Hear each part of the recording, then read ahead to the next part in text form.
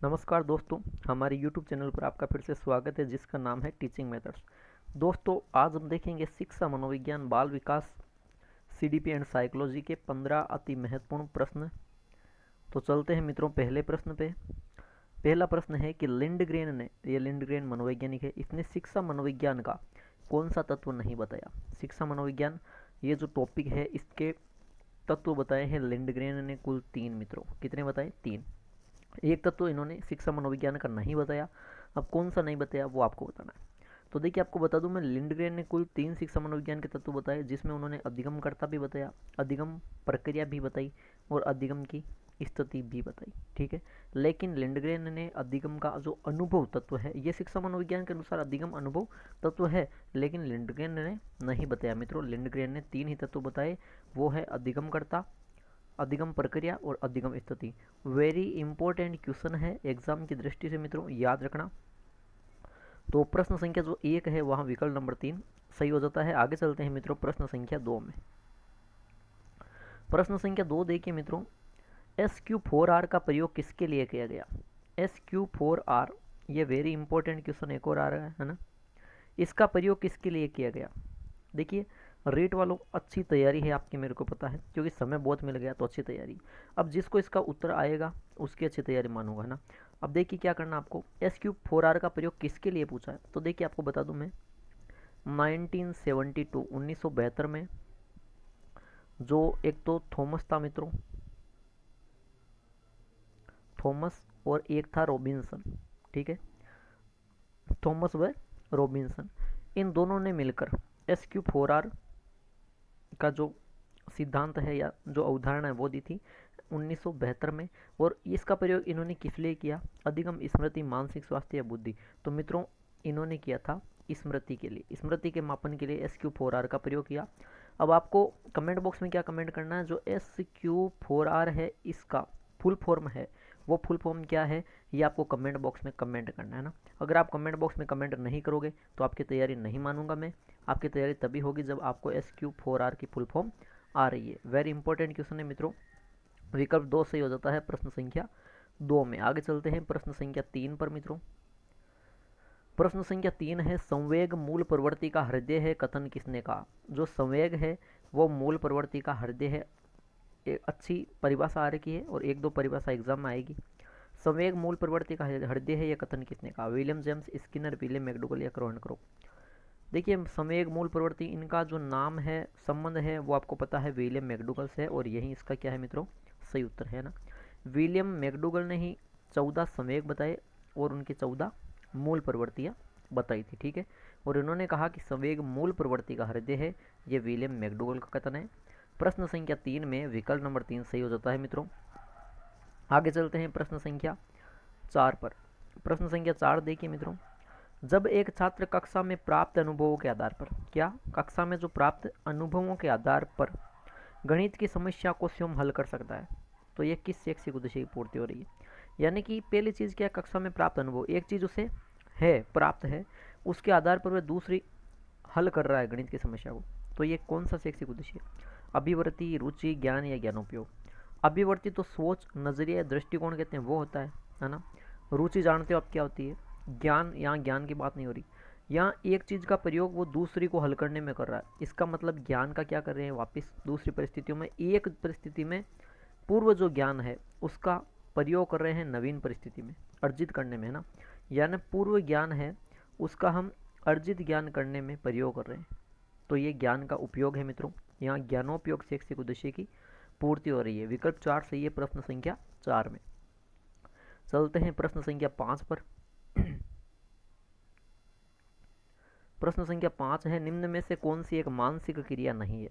मानसिक क्रिया कौन सी नहीं है। तो देखिए, जब आप अधिगम के अनुक्षेत्र पढ़ोगे तो अधिगम के कुल 3 अनुक्षेत्र हुए मित्रों ना। एक हुआ मानसिक या संज्ञानात्मक या बौद्धिक क्षेत्र कहूँ वो, ठीक है। दूसरा हुआ मित्रों भावात्मक अनुक्षेत्र, ठीक है। और तीसरा हुआ आपके क्रियात्मक, ठीक है। आपको पता है मानसिक, भावात्मक और क्रियात्मक, ये 3 अधिगम के अनुक्षेत्र है। यहाँ पूछा कौन सी मानसिक क्रिया नहीं है। संवेदना, किसी चीज को अनुभव करना, है ना, या किसी चीज का पता करना, जैसे कोई गंध आ रही है तो ये क्या है, ये संवेदना है। ज्ञान की पहली सीढ़ी संवेदना। संवेदना के तुरंत बाद होता है प्रत्यक्षीकरण।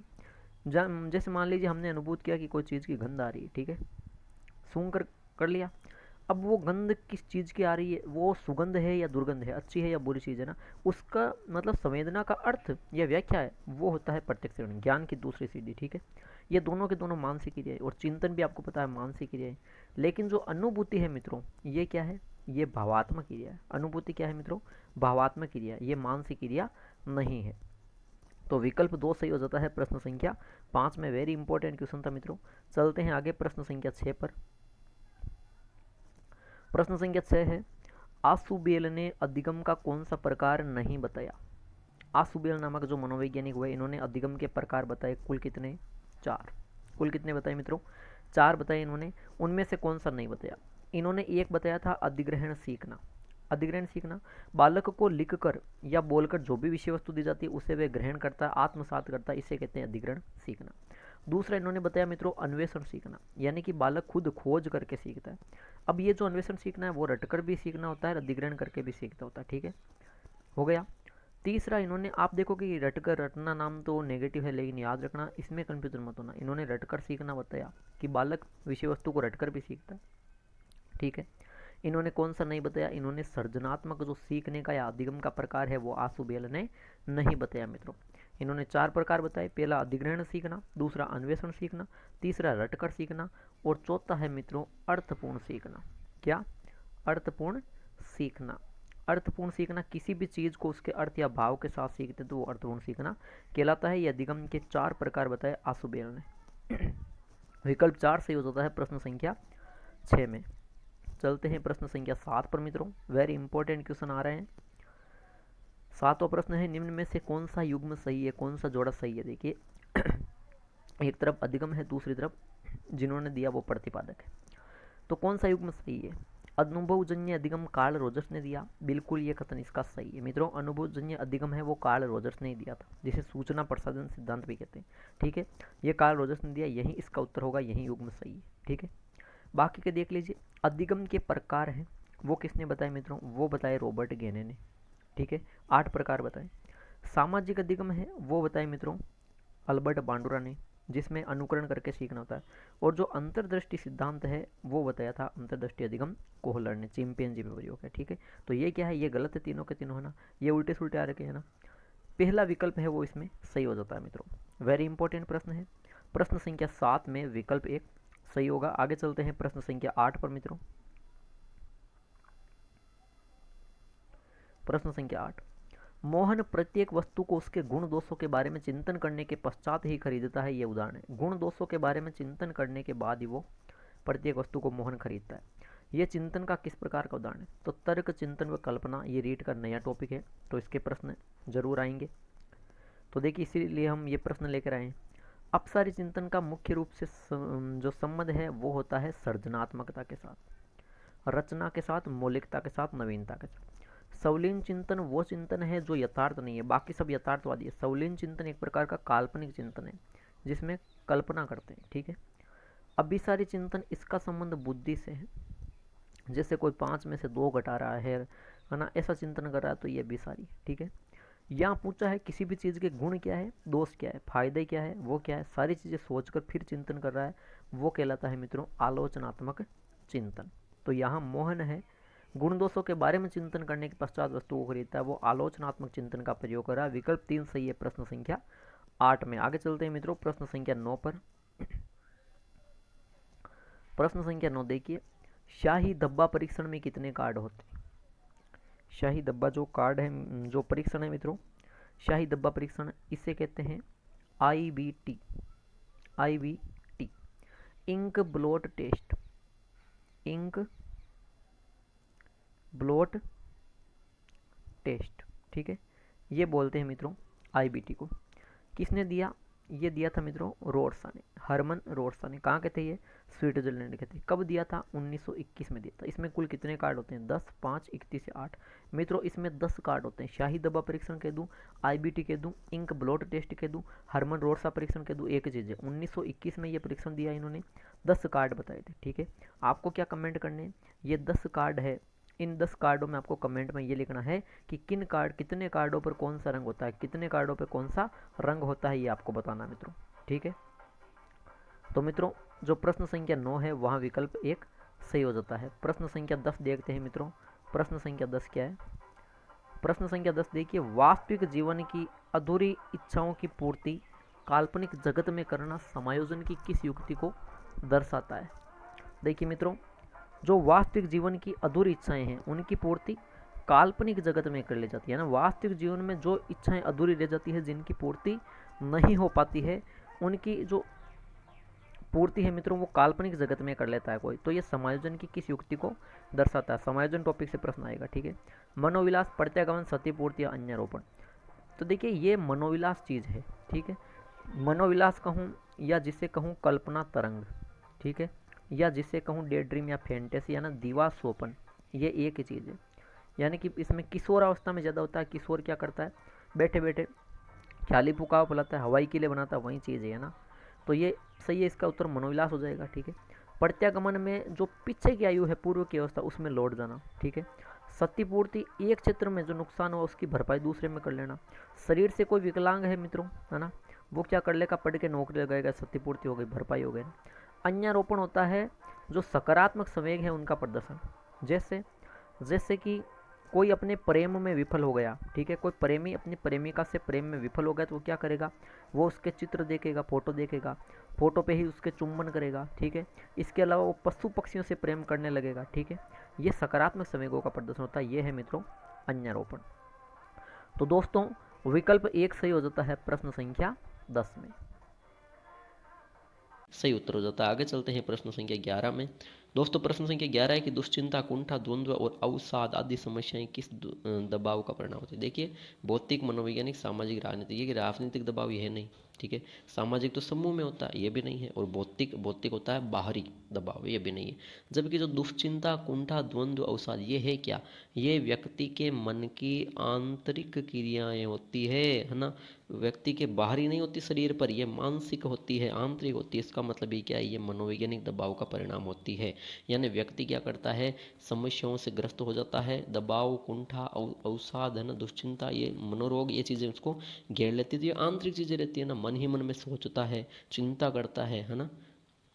तो ये क्या है? ये आंतरिक क्रिया। इसका मतलब ये मनोवैज्ञानिक दबाव कहलाएंगे। ठीक है, तो प्रश्न संख्या आपके जो 11 है वहाँ विकल्प नंबर 2 बिल्कुल सही हो जाता है। आगे चलते हैं प्रश्न संख्या 12 पर।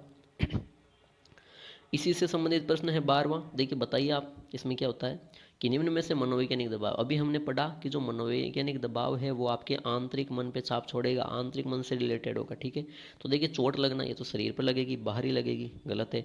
पौष्टिक भोजन की कमी बाहरी शरीर में होगी, ये भी गलत है। इसकी आपूर्ति करवा भी सकते हैं, तो इस प्रकार जो उपयुक्त सभी है वो भी नहीं आएगा। बच्चा कौन सा? जल्दी हिम्मत हार जाना। व्यक्ति को ऐसा लगता है कि वह जल्दी हिम्मत हार गया, वह कुछ कर ही नहीं सकता। ये मन में होता है उसके, ना कि शरीर से तो वो करने को कर सकता है, लेकिन मन में होता है। इसका मतलब ये आंतरिक है, और मनोवैज्ञानिक दबाव आंतरिक होते हैं। तो जल्दी हिम्मत हार जाना इसका उत्तर हो जाएगा। इस प्रकार जो प्रश्न संख्या 12 है वहाँ विकल्प नंबर 3 बिल्कुल सही उत्तर हो जाता है। आगे चलते हैं प्रश्न संख्या 14 पर, प्रश्न संख्या 13 पर। प्रश्न संख्या 13 है कि वुडवर्थ के अनुसार स्मृति का प्रकार कौन सा नहीं है? सीखना, धारण, पुनः स्मरण या विभेदन। तो देखिए वुडवर्थ ने स्मृति क्या होती है? जटिल मानसिक प्रक्रिया स्मृति कहलाती है। वुडवर्थ ने इसके कुल 4 प्रकार बताए थे ना। उसमें सीखना भी बताया। सीखना क्या होता है? किसी भी बात को हम याद रखते हैं तो उसको सीखना जरूरी है। दूसरा बताया धारण, जो भी हमने सीखा उसको दिमाग में बिठा लेना, मस्तिष्क में इकट्ठा करना, संचित रखना। ठीक है। पुनः स्मरण क्या होता है? सीखी हुई बात जब हमें, धारण क्या होता है कि इसमें धारण में ये होता है कि जो भी बात हम मस्तिष्क में रखते हैं तो वो कभी कभार है ना अचेतन में चले जाती है, काफ़ी समय हो जाता है ना। तो पुनः स्मरण होता है कि वापस उसको चेतन मन में लाना, है ना। अचेतन से चेतन मन में लाना वो होता है पुनः स्मरण। जबकि चौथी विभेदन नहीं है अवस्था, बल्कि कौन सी है? चौथी अवस्था है भाई पहचान। कौन सी है? पहचान। यानी कि फिर जो हमें जो पुनः स्मरण में क्या होता है, किसी की बात को अचेतन से चेतन मन में लाए, यानी कि याद कर लिया, और फिर जो बात याद आ गई वो कभी नहीं भूलना, उसमें गलती नहीं करना, वो होती है पहचान। इस प्रकार प्रश्न संख्या जो 13 है वहाँ विकल्प नंबर 4 बिल्कुल सही उत्तर हो जाता है। आगे चलते हैं प्रश्न संख्या 14 पर। बहुत ही शानदार प्रश्न आया है, देखते ही पता चल जाएगा आपको। क्रियात्मक जो अनुसंधान है उससे कौन सी समस्या हल की जा सकती है? क्रियात्मक अनुसंधान शिक्षा के क्षेत्र में, है ना, किसने दिया? सबसे पहले स्टीफन एम कोरे ने, एस एम कोरे ने, है ना, स्टीफन एम कोरे ने दिया था क्रियात्मक अनुसंधान। क्रियात्मक अनुसंधान होता क्या है? एक चीज़ याद रख लेना, विद्यालय से संबंधित होता है, विद्यालय तक ही सीमित होता है, विद्यालय से बाहर जाना ही नहीं, विद्यालय के जो भी होगा अंदर होगा, विद्यालय से बाहर हमको जाना ही नहीं है, समाज में नहीं जाना, तो समाज की बुराइयां हट जाएगी, ठीक है। नगर गांव में नहीं जाना, हट जाएगी। बची कौन सी? छात्रों में धूम्रपान की लत, ठीक है। तो छात्रों में, तो विद्यालय में क्या क्या होते हैं? छात्र की कोई समस्या आ गई तो वो क्रियात्मक अनुसंधान के माध्यम से सुलझाते हैं। शिक्षक से संबंधित आ गई, पाठ्यक्रम से संबंधित आ गई, है ना, विद्यालय से संबंधित आ गई, तो ये चीज़ें होती है वो क्रियात्मक अनुसंधान से सुधारते हैं। छात्रों में धूम्रपान की लत हो गई, है ना, तो क्या होगा? क्रियात्मक अनुसंधान से सुधारेंगे, उपरोक्त सभी आएगा ही नहीं। तो इस प्रकार प्रश्न संख्या आपके जो 14 है वहाँ विकल्प नंबर 2 बिल्कुल सही उत्तर हो जाता है। चलते हैं आज के अंतिम प्रश्न पे। एक और अच्छा प्रश्न है कि सत्य कथन कौन सा है? सत्य कथन है सकारात्मक दबाव को यूस्ट्रेस कहते हैं। हमने पढ़ लिया सकारात्मक दबाव, जब व्यक्ति पे दबाव पड़ेगा, अच्छे कार्य करेगा, सकारात्मक करेगा, उसे यूस्ट्रेस कहते हैं, बिल्कुल सही है कथन। नकारात्मक दबाव को डिस्ट्रेस बोला जाता है, बिल्कुल सही है ना, इसमें गलत कार्य करेगा और नकारात्मक दबाव पड़ते ही, तो ये भी कथन बिल्कुल सत्य है, डिस्ट्रेस है। केवल एक नहीं बल्कि क्या है? एक और दो, दोनों कथन है वो बिल्कुल सत्य कथन हो जाते हैं। इस प्रकार दोस्तों जो प्रश्न संख्या आपके 15 है वहाँ विकल्प नंबर 4 बिल्कुल सही उत्तर हो जाता है। ठीक है दोस्तों, तो ये थे आज के शिक्षा मनोविज्ञान के अति महत्वपूर्ण 15 प्रश्न। कमेंट बॉक्स में ज़रूर कमेंट कीजिए दोस्तों किसके 12 सही हो रहे हैं या नहीं। 12 सही हुए तो बिल्कुल अच्छी तैयारी है उनकी, तो कमेंट बॉक्स में ज़रूर कमेंट करना आपके कितने सही हो रहे हैं। दोस्तों वीडियो को लाइक और शेयर ज़्यादा से ज़्यादा कीजिए, चैनल को ज़रूर सब्सक्राइब कीजिए, और जो भी ये वीडियो हम बना रहे हैं तो इसकी जो आपको लिंक, जो डिस्क्रिप्शन में हम लिंक दे रहे हैं, जो आपको टेलीग्राम में इसकी PDF मिल जाएगी। ठीक है दोस्तों, धन्यवाद।